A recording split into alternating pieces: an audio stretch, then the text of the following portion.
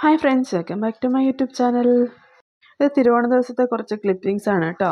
ഒരുപാടൊന്നും ഇല്ല, എന്നാലും ഞാൻ എന്നെക്കൊണ്ട് പറ്റുന്ന കുറച്ചൊക്കെ എടുത്തിട്ടുണ്ടായിരുന്നു. അപ്പോൾ രാവിലെ ഞാൻ പൂവിടാൻ വേണ്ടി ഇരുന്നിട്ട്, രാവിലെ എന്ന് പറയാൻ പറ്റില്ല, ഇത് ഏകദേശം ഒരു 7 മണി ഒക്കെ ആയിട്ടുണ്ടായിരുന്നു കേട്ടോ. മറ്റേതാണെങ്കിൽ വെളുപ്പിന് എണീറ്റ് ഒരു 5 മണിയൊക്കെ 4:30 ആകുമ്പോഴത്തേനും കുളിച്ച് 5 മണി ആകുമ്പോഴത്തേനും പൂവിട്ട് തുടങ്ങുമായിരുന്നു.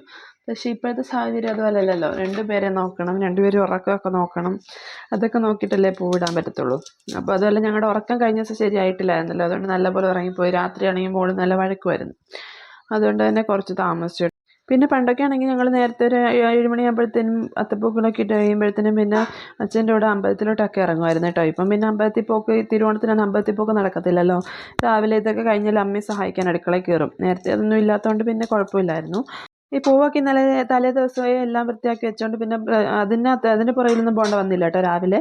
പിന്നെ ആ ഇല ഞാൻ രാവിലെ മറ്റേ ചീനയില എടുത്തിട്ട് കുറച്ച് അരിഞ്ഞെടുത്തിട്ടുണ്ടായിരുന്നു കേട്ടോ. ഞങ്ങൾ ഇലയും പൂവും കായും എല്ലാം കൂടെ വെച്ചിട്ടാണ് കേട്ടോ അത്തപ്പൂക്കളൊക്കെ ഇടുന്നത്. അപ്പോൾ ഞാൻ ഇത് രാവിലെ എടുത്തിട്ട് അരിഞ്ഞു വെച്ചിട്ടുണ്ടായിരുന്നു. അതുപോലെ ആ വെള്ളപ്പൂ കാണുന്നില്ലേ, അത് നമ്മുടെ വീടിൻ്റെ തൊട്ട് മേളത്തെ വീട്ടിൽ നിന്ന് ഞാൻ പറിച്ചതാണ് കേട്ടോ. രാവിലെ പോയിട്ട് കുളിയൊക്കെ കഴിഞ്ഞിട്ട് പോയി പറിച്ചതാണ്. അപ്പോൾ കുറച്ച് പറിക്കാൻ സമയം കിട്ടിയില്ല കേട്ടോ, ഒരുപാടൊന്നും. ഇപ്പോൾ കുറച്ച് കിട്ടുന്നത് പറിച്ചുകൊണ്ട് അത് 2 കളറിൽ ഞാൻ വെച്ചത്. അതുപോലെ തന്നെ ഞങ്ങളാണെങ്കിൽ ചാണകമൊക്കെ മെഴുകിയിട്ടായിരുന്നു നേരത്തെ അത്തപ്പൂക്കളൊക്കെ ഇടാറ് കേട്ടോ പണ്ട്. പക്ഷേ ഇതിപ്പം ഞാൻ തലേദിവസമാണല്ലോ വന്നത്, ഉത്രാടത്തിനന്ന് വെളുപ്പിന് രാവിലെയാണല്ലോ ഞങ്ങൾ എത്തിയത്. അപ്പം പിന്നെ അതിനുള്ള സമയവും സൗകര്യമൊന്നും ഇല്ലായിരുന്നു. അതുകൊണ്ട് പിന്നെ സാധാ തറയിൽ മണ്ണ് മാറ്റിയിട്ട് അത്തപ്പൂക്കളം ഇടുന്നത് കേട്ടോ. അതുപോലെ നമ്മൾ ഈ ഡിസൈൻ വരച്ചതും കാര്യങ്ങളൊന്നും ഇല്ല കേട്ടോ. മറ്റേതാണെങ്കിൽ ചാണകമൊക്കെ മെഴുതിയിട്ട് അതിൻ്റെ മേളിൽ ഡിസൈനൊക്കെ വെച്ച്, മഴയാണല്ലോ സാധാരണ വെളുപ്പിനെയൊക്കെ നല്ല മഴ ചാറും തിരുവോണത്തിനന്ന്. അതുകൊണ്ട് ഡിസൈനൊക്കെ വരച്ച് അതിൻ്റെ മേളിൽ പ്ലാസ്റ്റിക് കവറൊക്കെ സെറ്റാക്കിയിട്ടാണ് ഞങ്ങൾ രാത്രി കിടക്കാറ്.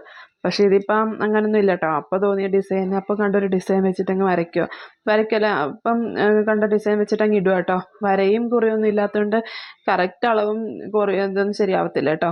എന്നാലും നമ്മൾ ഒറ്റയ്ക്ക് ഇടുന്നതല്ലേ, അതിൻ്റെതായ ഭംഗി നമുക്ക് വരുമല്ലോ, മനസ്സിനും സമാധാനം. നമ്മൾ ഇടുന്ന കാണുമ്പോൾ ഈ സമയത്ത് ചേച്ചിയും എല്ലാവരും വീഡിയോ കോൾ വിളിക്കുന്നവരായിരുന്നു കേട്ടോ. ചേട്ടനുള്ളതുകൊണ്ട് അവർ അത്തപ്പൂക്കൾ അവിടെ ഇട്ടുകൊണ്ടിരിക്കുക.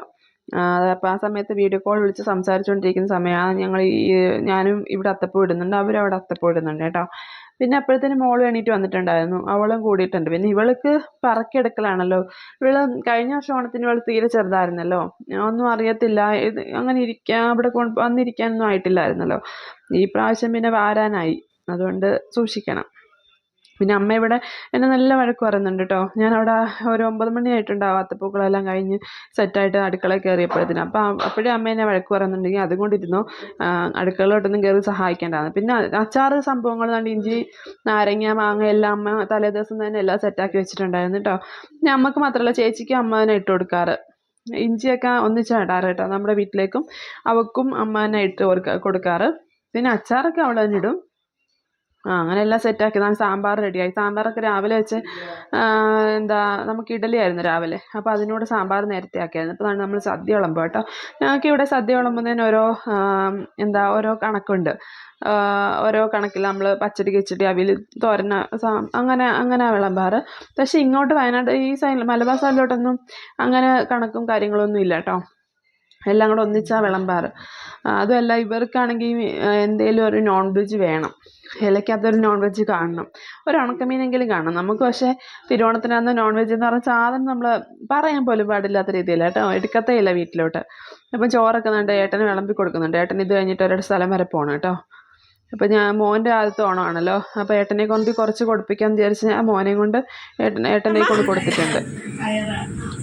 കാച്ചിയുടെ ആടിയിട്ട് ഓണമാണ്, എൻ്റെ കാച്ചിയുടെ ആടിയിട്ട് ഓണമാണ്. ഇതൊക്കെ കാശി ഇതേ അമ്മേ കാച്ചി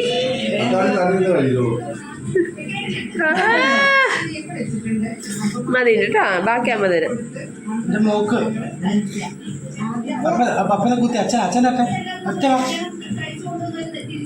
വാ നിറക്കടി, ഇതാണ് കാച്ചിക്ക് കൊടുത്ത പോലെ വാ നിറക്കടി. അയ്യോ ഒച്ച കരയുന്നു. മതി മതി.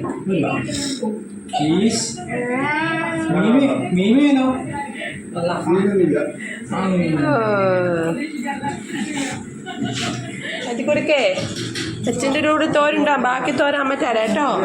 അമ്മേൻ്റെ മോന് നോച്ച് ഇങ്ങോട്ട് നോച്ച്. എൻ്റെ ചണ്ട വെച്ച് എൻ്റെ മോനെ എനിക്ക് കണ്ടു വെച്ചോ. അവരച്ഛനും മരുമോനും കൊച്ചുമക്കളും ഇരുന്നിട്ടുണ്ടായിരുന്നു കേട്ടോ. പിന്നെ ഞാനും അമ്മയും ഉണ്ടായിരുന്നു. അമ്മ അതിനിടയ്ക്കൊന്ന് കഴിച്ചു. ഞാൻ അവന് ചോറ് കൊടുക്കാൻ പോയ സമയത്ത് അമ്മയെ കഴിച്ചിട്ട് പോയിട്ടോ.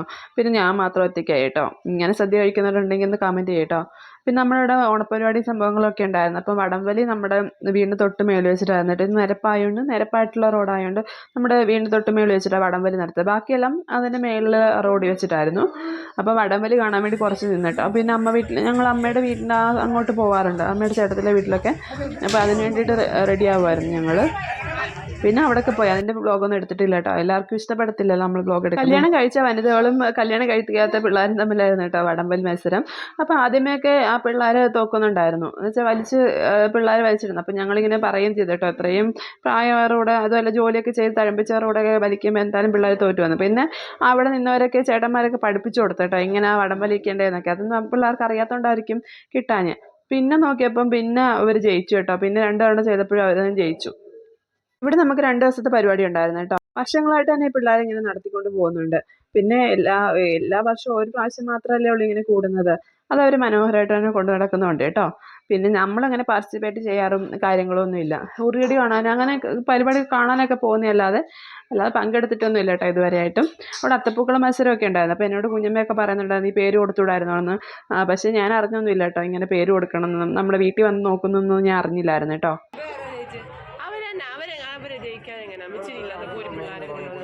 ഇത്രയും പണിയെടുക്കുന്ന നിങ്ങളെല്ലാം കൂടെ വന്നിട്ട് വലിച്ച അങ്ങനെ ജയിക്കും. പാവം പിള്ളേർ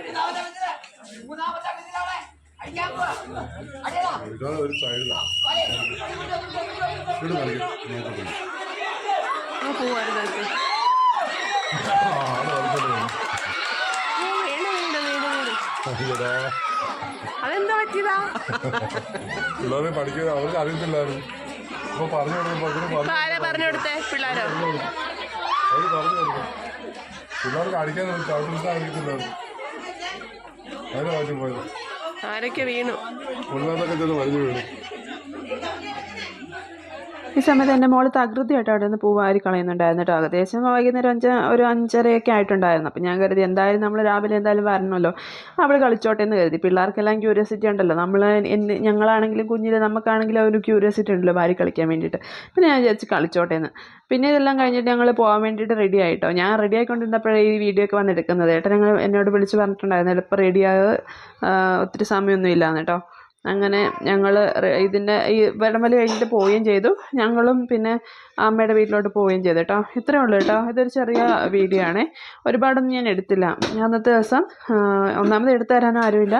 പിന്നെ എൻ്റെ കൂടെ ഭയങ്കര തിരക്കുമായി പോയി കേട്ടോ. കാരണം അത്തപ്പൂക്കളം ഞാൻ കഴിഞ്ഞപ്പോഴത്തേനും അത്ര സമയമല്ലോ. പിന്നെ അടുക്കളയ്ക്ക് അമ്മയ്ക്ക് എന്തെങ്കിലുമൊക്കെ അരിഞ്ഞും പറക്കിയൊക്കെ കൊടുക്കണമല്ലോ. അതുകൊണ്ട് അതിനിടയ്ക്ക് വീഡിയോ കൊണ്ട് അതിൻ്റെ ഇടയ്ക്ക് പിള്ളേരുടെ കാര്യം നോക്കണം. അതിനിടയ്ക്ക് വീഡിയോ കൊണ്ടിരിക്കാനുള്ള സമയം കിട്ടിയില്ല. അതുകൊണ്ടാണ് എടുക്കാഞ്ഞത്. അപ്പോൾ ഇത്രയേ ഉള്ളൂ ഒരു ചെറിയ. പിന്നെ സബ്സ്ക്രൈബ് ചെയ്താൽ കാണുന്നവരൊന്ന് സബ്സ്ക്രൈബ് ചെയ്ത് സപ്പോർട്ട് ചെയ്യണം കേട്ടോ. ലൈക്കും ഷെയറും കമൻറ്റും ഒക്കെ ചെയ്ത് സപ്പോർട്ട് ചെയ്യാന്നേ. ഓക്കെ, അടുത്ത വീഡിയോ കാണുന്നവരെ tata bye bye, see U.